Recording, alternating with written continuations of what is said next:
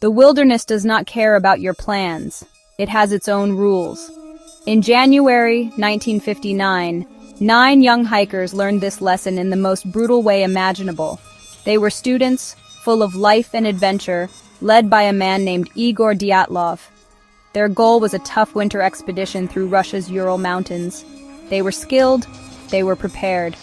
But something went terribly wrong on the slopes of a mountain the local Mansi people called Kolatsyakal, or Dead Mountain. The group was supposed to send a telegram on February 12th. The date came and went. Silence. The world outside the mountains waited, but only the wind answered. It's a feeling I know well. The isolation, the biting cold, the knowledge that you are utterly alone and survival is your only mission. Days turned into weeks. No word. No sign of the 9 adventurers. The families grew frantic, and finally, a search party was sent into the unforgiving landscape. The volunteers and soldiers faced deep snow and freezing temperatures, the same conditions the hikers had battled. They scanned the vast white emptiness, hoping to find a campfire, a wave, anything. But the mountain held its secrets close. The silence was heavy, profound. It was the kind of quiet that feels unnatural, like the world is holding its breath. The searchers pressed on, their hope dwindling with every passing day, the scale of the wilderness pressing in on them. They were looking for the living, but a gnawing fear told them they would find something else entirely.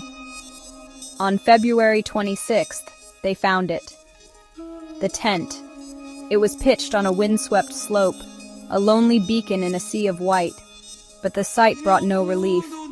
It only deepened the mystery. The tent was half buried in snow, clearly abandoned in a hurry. More chillingly, it had been sliced open from the inside. Whoever was in that tent needed to get out, and they needed to get out fast. They didn't even have time to use the entrance. They cut their way out into a blizzard, into temperatures that would kill a person in minutes. All their gear, their warm clothes, their boots, their food was left behind. It made no sense. In a survival situation, your gear is your life. This discovery was the first piece of a terrifying puzzle. Why would 9 experienced hikers abandon their only shelter and supplies? What could possibly frighten them so much that they would run out into a Siberian winter night, some of them barefoot? The search party stood there, surrounded by the howling wind, looking at the empty, shredded tent. They couldn't know it yet, but they were standing at the edge of one of the most enduring and chilling mysteries of the 20th century. The mountain had not just taken the hikers. It had set a stage for a story that would haunt people for generations to come. The real search, the search for answers, had only just begun. The trail from the tent led down the slope, a ghostly line of footprints in the snow.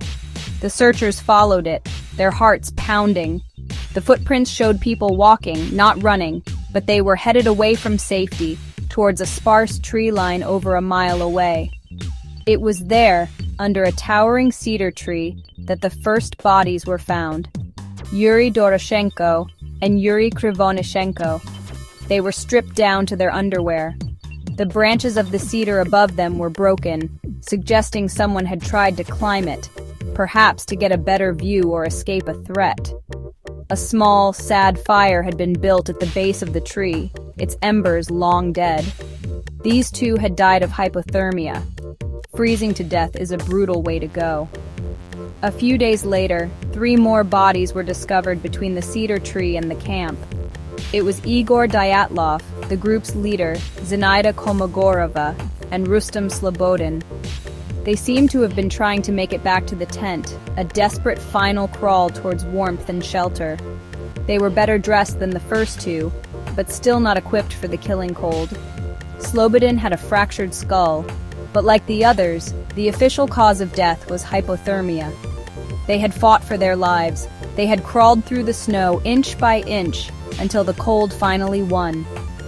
The scene told a story of a desperate struggle, a losing battle against an invisible, relentless enemy. The search was called off until the spring. When the snows finally began to melt in May, The remaining 4 hikers were found.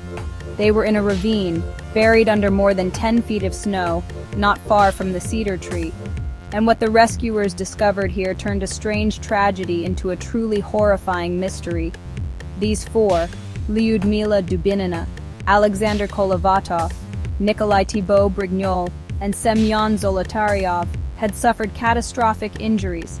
Thibault Brignol had massive skull damage. Dubinina and Zolotaryov had their ribs crushed with a force so powerful it was compared to a car crash. Yet there were no external wounds, no signs of a fight. The most bizarre and disturbing discovery was with Lyudmila Dubinina. She was found missing her tongue, her eyes, and part of her lips. The official explanation was that these soft tissues were decomposed by water in the ravine or eaten by scavengers, but the image was gruesome. It fueled the darkest theories imaginable. What could crush a person's bones like that without breaking the skin? What happened to Dubinina's tongue? Some of their clothes were found to have low levels of radiation. The questions piled up, each one darker than the last. The scene in that ravine was not just a tragedy, it was a nightmare. The mountain had returned the hikers, but it kept its secrets. For decades, the mystery festered. People whispered about secret military weapons tests, infrasound that caused madness, or even an attack by a Yeti. The official Soviet investigation was brief and vague, concluding that the hikers died from a compelling natural force. This cryptic answer only fueled more speculation. But in recent years, science has offered a more grounded, though no less terrifying, explanation. A team of Swiss scientists looked at the evidence with fresh eyes. They didn't see monsters or conspiracies. They saw the raw, unpredictable power of nature. They believed the hikers were victims of a rare and deadly type of avalanche, known as a slab avalanche. Imagine you're asleep in your tent on a snowy mountainside. You dug into the snow to create a flat surface, a common practice for shelter. But what you don't know is that the layers of snow above you are unstable. A strong wind has been piling up snow on a weak, fragile layer underneath. Your cutting into the slope was the final trigger. Suddenly, a huge, heavy slab of packed snow slides down and slams onto your tent. It doesn't bury you completely, but it hits with immense force. This is the slab avalanche theory. It would have happened in an instant, in the dark without warning.